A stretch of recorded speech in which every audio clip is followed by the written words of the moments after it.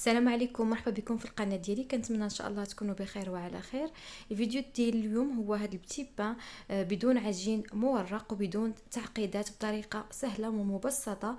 حتى المبتدئات يقدروا يصايبوها يجربوها، فقط اكيدا غادي تنجح معاهم لان الطريقه ديالها سهله وكتجي ناجحه 100%. كنتمنى ان شاء الله تجربوها وتفرجوا في الفيديو حتى الاخر باش تشوفوا جميع المراحل اللي درت باش تنجح معكم في الاخر.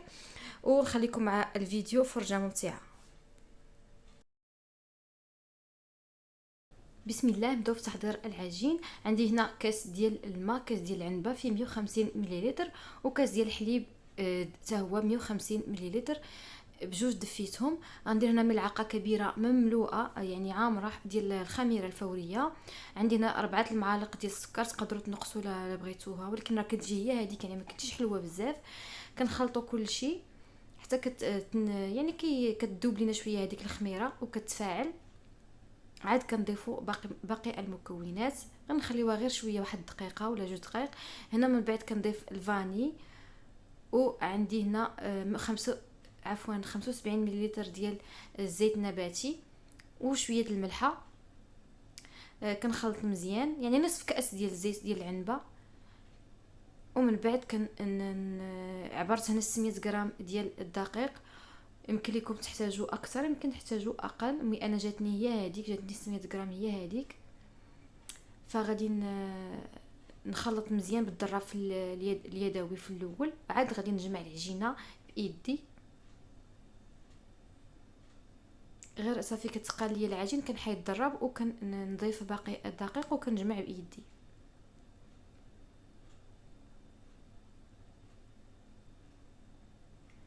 ف كما كتشوفوا غادي نجمع دابا بايدي. فيعني الا بقات يعني ما خصهاش تجي كتكون العجينه ما خصهاش تكون كتلصق بزاف، خصها تكون تجمع ليكم. الا جاتكم يعني باقا كتلصق وباقا شويه ما زيدوا شويه الدقيق. المهم انا جاتني هي هذيك، جمعتها كما كتشوفوا. دابا القوام ديالها كتدلكوها مزيان، دلكتها شويه على سطح العمل واحد 2 دقائق ولا 3 دقائق. صافي هنا خليتها خمرات تقريبا، خليتها واحد نص ساعه خمرات على حسب الجو. يعني الا كان الجو بارد خليوها تخمر، سينو شعلوا شويه الفران غير يدفى ودخلوها باش تخمر لكم بسرعه. فانا هنا عندي الدار سخونه، فبالزربه خمرات خليتها 30 دقيقه. فمن بعد غادي نحيد منها الغازات اللي فيها وغادي نقسمها على 2 ديال الاجزاء يكونوا متساويين.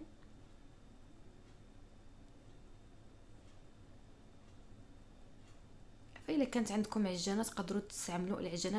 انا عندي العجانه، ولكن حاولت نوريكم غير بايدي، طريقه بايدي، طريقه سهله زعما ما تاخذش منكم بزاف الوقت.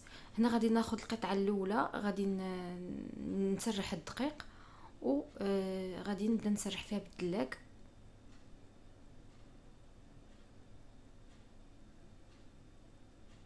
عجينه يعني كتكون خفيفه، يعني ماشي كتكون جاريه. الا كانت يعني خفيفه بزاف راه ما غاديش تمحنكم في الخدمه وغتلصق لكم.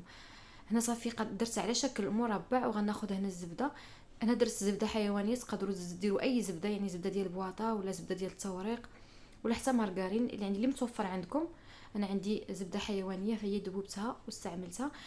كما كتشوفوا سرحت العجينه على حسب على مربع، وغادي نشكلها على شكل مسمنه. يعني طريقه سهله.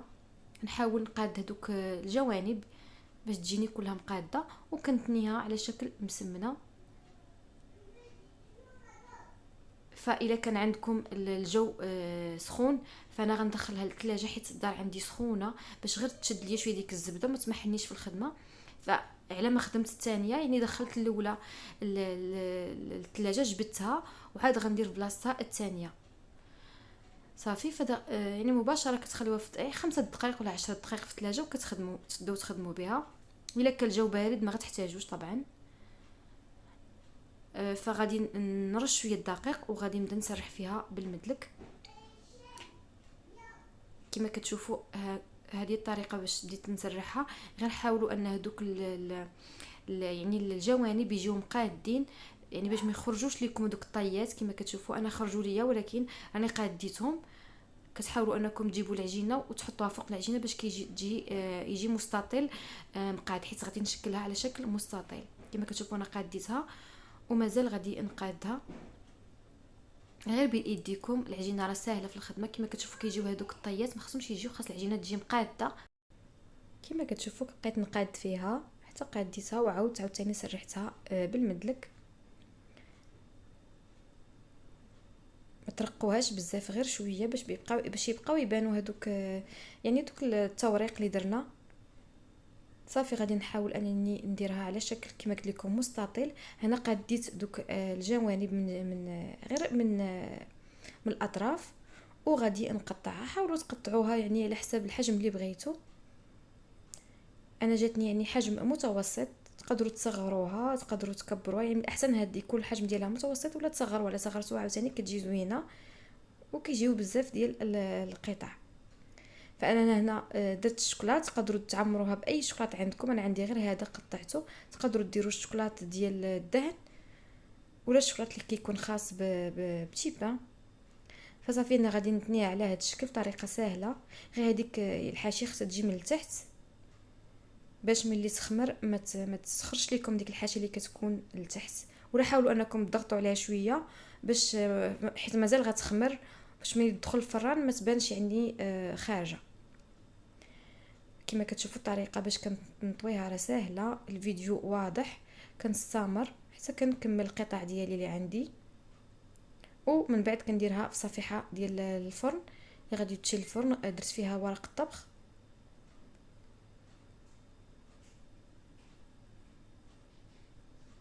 وغادي نخليها طبيعه الحال، غادي نغطيها ونخليها تخمر. انا خليتها تقريبا نصف ساعه، يعني خليوها تخمر حتى كتنفخ على حساب الجو. فكما كتشوفوا هنا راه خمرات وضاعف الحجم ديالها. فانا غادي ندهنها بالبيض وشويه درت فيه شويه نسكافيه، غير صفر بيضه ودير فيها شويه نسكافيه، غير قطيره د الحليب، شويه د الحليب وشويه نسكافيه. من بعد راني قبل سخنت الفرن على 180 درجه. انا عندي فرن كهربائي سخنته من الفوق ومن التحت، فإلا كان عندكم فرن غازي شعلوه غير من التحت حتى كيسخن مزيان، ونقصوه شويه متوسط خليوها حتى كطيب من التحت وكتنفخ، وعاد طلعوها تحمر. هذا هو الشكل ديالها كما كتشوفوا. خرجتها من الفران. فهنا زينتها بالكونفيتور ودرت ليها اللوز كونكاسي محمر. ديروا اللوز محمر ومهرمش ولا حتى كاوكاو، يعني اللي بغيتوا. ولا تقدروا تخليوها غير طبيعيه عاديه. انا غادي نقسم معكم وحده وغنوريكم كيفاش كتجي من الداخل. فكتجي خفيفه ولذيذه في المذاق كما كتشوفوا، وراه كتجي مورقه كما كتشوفوا، كتجي زوينه في الشكل ديالها وحتى في المذاق وخفيفه كما كتشوفوا. كدير ديك القشره بحال ديال الزنقه. وانا وريتكم يعني في الضوء ديال الشهر 11 عفوا، حيت كان عندي شويه كان الجو مغيم، وصراحه انا كنصور بالنهار حيت في الليل ما كتجينيش الكاليتي ديال الفيديو زوين، وكان داك النهار الجو مظلم. كنتمنى ان شاء الله الفيديو ديالي يكون عجبكم، وتنقول لكم سلامه الى فيديو قادم ان شاء الله. خليتكم على خير.